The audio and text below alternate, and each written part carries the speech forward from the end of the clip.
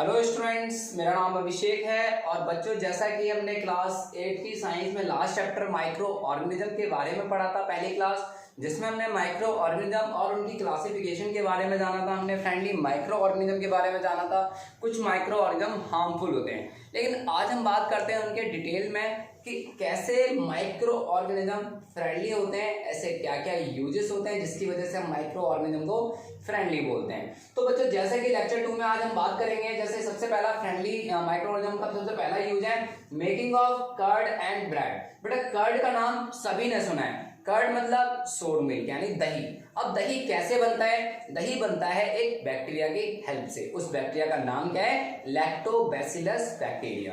तो बच्चों, जैसे कि मैंने यहाँ लिखा हुआ है, द बैक्टीरियम लैक्टोबैसिलस, बच्चों याद रखना, lactobacillus promotes the formation of curd from milk. यानी लैक्टोबैसिलस क्या करता है कि जो भी मिल्क है, ये बैक्टीरिया इसको सोर मिल्क यानी कर्ड में कन्वर्ट कर देता है। बच्चों, तो आपको पता लगा कि दही कैसे बनाया जाता है। दही एक बैक्टीरिया की हेल्प से बनाया जाता है। अब हम बात करते हैं सेकंड, जैसे कि द बैक्टीरियम रेनिन। जो रेनिन बैक्टीरिया है इज यूज्ड इन चीज प्रोडक्शन। पनीर कैसे बनाया जाता है? दही के बाद पनीर भी तो दिमाग में आता है ना हमारे डेयरी प्रोडक्ट्स में। तो पनीर कैसे बनाया जाता है? पनीर बनाया जाता है बैक्टीरियम रेनिन की हेल्प से। बच्चों, इसके बाद बात करते हैं बेनिफिशियल फंजाई यानी ईस्ट। अब ईस्ट देखो, वैसे फंगस जो होते हैं, जो फंजाई होते हैं, वो मल्टी सेलुलर होते हैं, लेकिन ईस्ट एक यूनिसेलुलर फंगस है। देखो कितनी अच्छी बात है ना याद रखने के लिए कि ईस्ट एक यूनिसेलुलर फंगस है और ईस्ट का यूज बहुत ज्यादा होता है। बच्चों, अब जैसे it is use in the preparation of bakery products, कि जितने भी बेकरी प्रोडक्ट्स होते हैं, चाहे वो आपका चॉकलेट केक हो या फिर वो ब्रेड हो या अदर फूड आइटम्स हो, जैसे कि इडली हो, डोसा हो, ढोकला हो, ठीक है, तो ईस्ट का बहुत सारे बेकरी प्रोडक्ट्स बनाने में यूज किया जाता है। होता है क्या बच्चों की, ईस्ट जो रेस्पिरेशन करता है तो कार्बन डाइऑक्साइड प्रोड्यूस होती है, और जब किसी चीज को हीट करते हैं वो कार्बन डाइऑक्साइड उस ब्रेड को फ्लफी बना देती है, फुला देती है, just like the baking soda. तो बच्चों, ये चीज क्लियर है आपको। And east is a beneficial fungi. तो देखो मैंने यहाँ लिखा हुआ है, ईस्ट एक बेनिफिशियल फंजाई है। तो बच्चों, अब बात करते हैं सेकेंड, यानी commercial use of micro organism क्या हो सकता है। कमर्शियल मतलब इंडस्ट्रियल लेवल पे माइक्रो ऑर्गेनिज्म का क्या यूज है, देखते हैं बच्चों। तो पहला है अल्कोहल फ्रॉम शुगर और स्टार्च, कि शुगर या स्टार्च से अल्कोहल बनाना। बच्चों, अल्कोहल मतलब वाइन्स, इन सबसे भी रिलेशन है, लेकिन अल्कोहल का यूज बहुत ज्यादा मेडिसिन में भी किया जाता है। बच्चों, टॉनिक्स हो गए, कफ सिरप्स हो गए, तो यहाँ अल्कोहल का बहुत ज्यादा यूज किया जाता है। परफ्यूम्स बनाने में अल्कोहल का बहुत ज्यादा यूज किया जाता है। बच्चों, तो ये चीज आपको क्लियर होनी चाहिए कि अल्कोहल का बहुत जगह यूजेस है, ठीक है। तो इससे पहले, और सेकंड है वाइन फ्रॉम फ्रूट जूसेस, कि बहुत सारे फ्रूट जूसेस है, जैसे एप्पल जूस, ग्रेप जूस, तो इनसे भी वाइन्स बनाई जाती हैं बच्चों। लेकिन वो कौन सा प्रोसेस होता है जिसकी हेल्प से शुगर से अल्कोहल बनाया जाता है? ईस्ट कैसे काम करता है? तो बच्चों, यहां बात करते हैं हम फर्मेंटेशन प्रोसेस। इसके बारे में लुईस पास्चर जी ने बताया। क्या होता है फर्मेंटेशन? सबको पता है, किडवन विधि, लेकिन होती क्या है, डिफाइन कैसे करेंगे, तो ये देखते हैं। The enzymatic breakdown of large organic molecule into smaller one in the absence of air is called fermentation. यानी एनारोबिक रेस्पिरेशन के दौरान होता क्या है कि large organic molecule break down होते हैं स्मॉलर मॉलिक्यूल्स में, यानी in the presence of enzyme. यानी एंजाइम्स क्या करते हैं, लार्ज कॉम्प्लेक्स मॉलिक्यूल को ब्रेक डाउन कर देते हैं स्मॉलर मॉलिक्यूल्स में in absence of air, and that is called anaerobic respiration. और एनारोबिक रेस्पिरेशन में ईस्ट क्या करते हैं, शुगर से अल्कोहल प्रोड्यूस करते हैं। कैसे? शुगर। अब ईस्ट के अंदर बच्चों दो एंजाइम होते हैं, जाइमेज और इन्वर्टेज।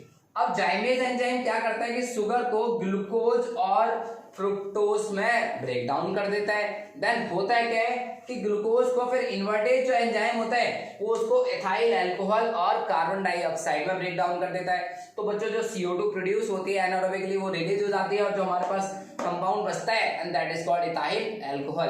तो बच्चों, इथाइल अल्कोहल किस प्रोसेस के थ्रू ऑब्टेन होता है? फर्मेंटेशन प्रोसेस, यानी किण्वन विधि के द्वारा।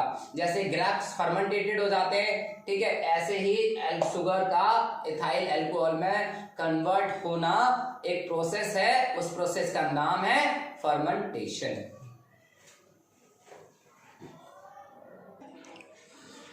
तो बच्चों बात करते हैं थर्ड माइक्रो ऑर्गेनिज्म फ्रेंडली का।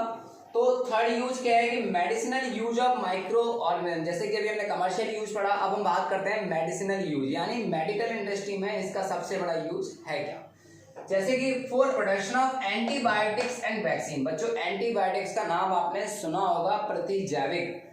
अब प्रतिजैविक यानी एंटीबायोटिक्स किसे कहा जाता है, तो बच्चों सुन लो, such chemical substance obtain from a micro organism that kill और retard the growth of another group of microbes.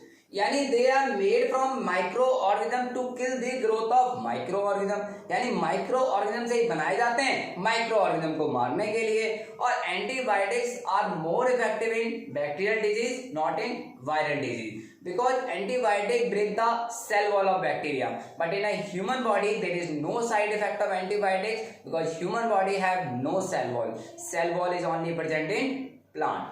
तो बच्चों एंटीबायोटिक्स का इसलिए कोई साइड इफेक्ट नहीं है, बट एक्स्ट्रा डोसेज हमें नहीं लेनी है। विदाउट डॉक्टर के प्रिस्क्रिप्शन से हमें कोई भी मेडिसिन नहीं लेनी चाहिए। और हम बात करते हैं एग्जाम्पल की, जैसे पेनिसिलिन, टेट्रासाइक्लिन, स्ट्रेप्टोमाइसिन, इराइथ्रोमाइसिन। तो बच्चों ये कुछ एग्जाम्पल्स हैं एंटीबायोटिक्स के। और पहली एंटीबायोटिक्स का नाम क्या है, तो बच्चों क्वेश्चन पूछा जाता है। The first antibiotic is penicillin was discovered by Alexander Fleming in 1929 from the mould Penicillium notatum. Penicillium notatum जो है वो एक फंगस था, उससे ब्रेड माउल्ड था, उससे उन्होंने एक पेनिसिलिन फर्स्ट एंटीबायोटिक उन्होंने डिस्कवर की। अब हम बात करते हैं नेक्स्ट बच्चों वैक्सीन। वैक्सीन होता क्या है। वैक्सीन जनरली हीट किल्ड या केमिकली वीकन माइक्रोब्स होते हैं, जनरली तो हमारी बॉडी के अंदर इंजेक्ट कर दिए जाते हैं ताकि हमारे बॉडी के अंदर जो एंटीबॉडीज का जो स्टिमुलेशन है वो बहुत ज्यादा हो, उसी को हम वैक्सीन कहते हैं। Small dose of chemically weaken germs यानी microbes needed to immunise the body against a particular disease is called vaccine यानी टीका। तो बच्चों कुछ बहुत सारे वैक्सीन हमारे लिए अवेलेबल है बहुत सारी बीमारियों के लिए, जैसे कि टिटनेस है, डिप्थीरिया है, ट्यूबरक्लोसिस है, पोलियो है, हेपेटाइटिस है। तो इन सब के लिए हमारे पास वैक्सीन अवेलेबल है। तो बच्चों जैसे ट्यूबरक्लोसिस है उसमें बीसीजी का वैक्सीन दिया जाता है, बैसिलस कैलमेटे-ग्वेरिन। और डीपीटी जैसे कि डिप्थीरिया, पर्ट्यूसिस, टिटनेस, इनके अंदर डीपीटी का टीका दिया जाता है। अब हम बात करते हैं कि पहली वैक्सीन किसने डिस्कवर की। बच्चों जैसे कि अभी कोरोना वायरस चल रहा है, कोरोना वायरस को भी स्टॉप करने के लिए हमें एक वैक्सीन की जरूरत पड़ती है। आप देखते हैं वो वैक्सीन कब तक तैयार हो जाती है, बट जब तक हम वैक्सीन को समझ तो लें। तो जो बात करते हैं जैसे कि अभी वैक्सीन के बारे में पढ़ा कि किसने पहली वैक्सीन को डिस्कवर किया, तो वो थे एडवर्ड जेनर, जिन्होंने discover the first vaccine against small pox. बच्चों स्मॉल पॉक्स बोला जाता है चेचक। तो चेचक की बीमारी का इलाज करने के लिए एडवर्ड जेनर ने पहली वैक्सीन ढूंढी थी। तो सबसे पहले वैक्सीन किसने ढूंढी, एडवर्ड जेनर। बच्चों ये नाम ध्यान रखना। और कुछ वैक्सीन के नाम भी मैंने जैसे लिखे हैं यहाँ पे, बीसीजी का टीका लगाया जाता है, बैसिलस कैलमेटे-ग्वेरिन इन ट्यूबरक्लोसिस यानी टीबी के रोग में बीसीजी का टीका दिया जाता है। डीपीटी डिप्थीरिया, पर्ट्यूस, टिटनेस यानी इसको ट्रिपल वैक्सीन के नाम से जाना जाता है, जो कि डिप्थीरिया, पर्ट्यूसिस और टिटनेस तीन तरह की बीमारियों को इलाज करने में हेल्प करती है। Typhoid vaccine, polio vaccine, hepatitis, ये बिफोर दी डिजीज दी जाती ताकि इन फ्यूचर में उन डिजीजेस के लिए हमारी बॉडी में एंटीबॉडीज प्रेजेंट हो जो उनसे फाइट कर सकें, यानी टू जनरेट दी इम्यूनिटी। तो इसीलिए वैक्सीन को दिया जाता है। अब बात करते हैं फोर्थ यूज की, जैसे इंक्रीज सॉइल फर्टिलिटी। तो बच्चों सॉइल की फर्टिलिटी यानी मिट्टी के उपजाऊपन को बढ़ाने में बहुत सारे माइक्रो ऑर्गेनिज्म हेल्प करते हैं। उनमें से हम कुछ देखते हैं, जैसे कि ब्लू ग्रीन एल्गी।